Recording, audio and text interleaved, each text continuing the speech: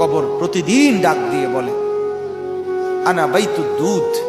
প্রত্যেকের কবর প্রত্যেককে ডেকে বলে, ও আল্লাহর বান্দা, জানো আমি পোকামাকড়ের ঘর, পোকামাকড়ের ঘর।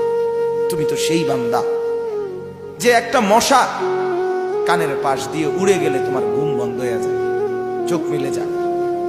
একটা মশার গুনগুন আওয়াজ সহ্য করতে পারো না। একবার কয়েল, একবার অ্যারোসোল, একবার মশারি, এরপরেও তুমি চাও যে একটা মশাও যেন আমার কানের কাছে গুনগুন না করে। তো 5 ঘন্টার ঘুমের জন্য, 6 ঘন্টার ঘুমের জন্য বান্দা এই যত্ন নিলা, অনন্তকাল কিংবা বছরের পর বছর কবরের যে ঘুম দিবা, পড়ে থাকবা সেই ঘরে, পোকা মাকড়ের ঘর, সেই ঘরে তুমি ঘুমাইবা কেমনে, থাকবা কেমনে? আমার বাপ, আমি থাকবো কিভাবে? আমি থাকবো কিভাবে বলে? ভাবেন, আমিও ভাবি, আপনিও ভাবেন।